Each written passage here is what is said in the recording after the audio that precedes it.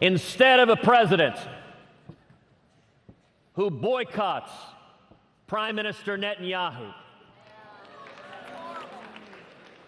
imagine a president who stands unapologetically with the nation of Israel.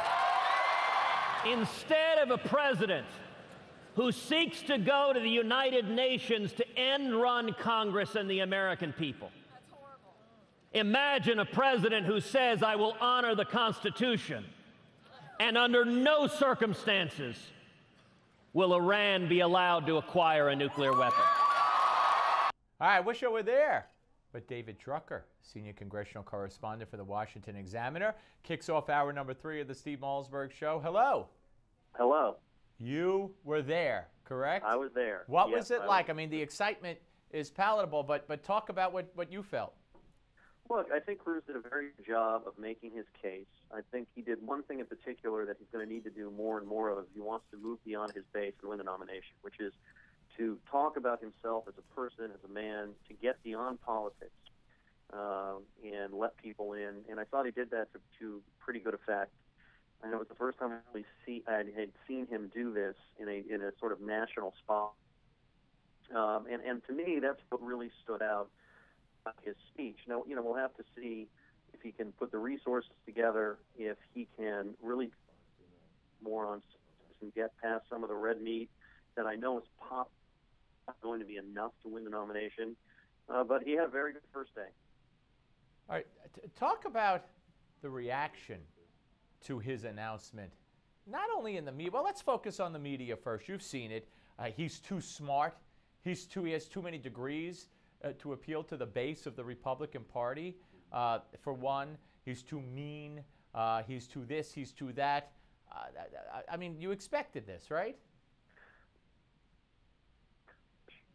Mine included, and some of it I thought was spot on. Some of it was a little off. I think anybody that thinks that he's got too many Ivy League degrees to appeal is, I mean, that's silly because most of the people that we elect to higher office have a bunch of degrees.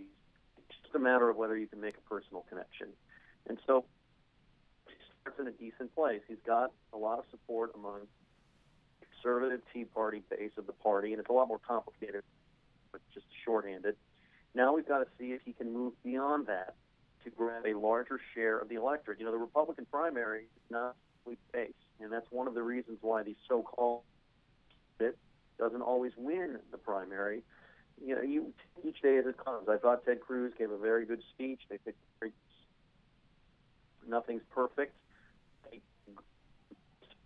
Overall, he raised some good money over for a first night, and we'll see what he does. David, what about the Republican opposition to Ted Cruz? Ted Cruz, from people like Congressman Peter King of New York. We just had Tim Yuleskamp on earlier, who said that there are establishment Republicans who rather see a Democrat win the White House than Ted Cruz. That's ridiculous. There's a sentiment, and I don't mean to diminish it, with among conservatives, among some Republicans, that establishment is in cahoots to keep anybody out, and they'd rather have Hillary than a Republican like Ted Cruz. But that's just simply far-fetched and not the case for most of them. There's always somebody. I always find them every year. They'd rather have this Democrat than this Republican because there's an election in 4 years and they still have a Republican Congress, so it ain't so bad. But by and large, there is a very deep who will run. They include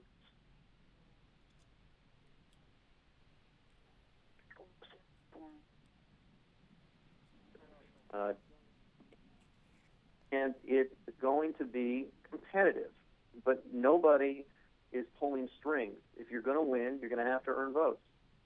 No, you're absolutely right. What about people we haven't considered as much? Lindsey Graham, does he have a chance here? Lindsey Graham does not, in my estimation, but he actually is having an impact on the debate so far because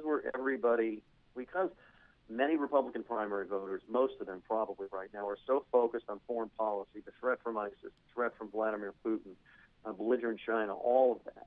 Lindsey Graham is very fluent in foreign policy. He's a hawk, and I think he speaks the language that a lot of Republican voters are going to want to see out of their eventual nominee. Well, I don't think it's going to. Actually, right now has a bit of influence in the primary in driving these substances. And what about on the other side? Hillary all the way, or do you think? I'm It's sorry. Hillary all the way, Yeah. unless she does.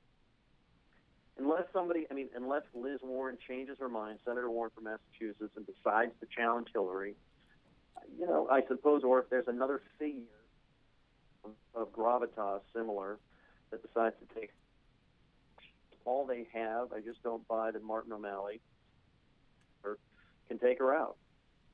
And one final, you weren't at that dinner or whatever it was with journalists where Hillary spoke and then got a standing ovation last night, were you? No. Oh, I thought I you heard could, about it. I wasn't. Yeah, I thought you could hit us. 2 out of 2. That would have been great. Anyway, David, always glad to hear from you. Thank you very much, sir. Thank you. All right, David Drucker, ladies and gentlemen. I don't know. I think someone like Peter King would rather see Hillary Clinton than Ted Cruz. I do. That's not to fly in the face by any means or doubt what David was saying.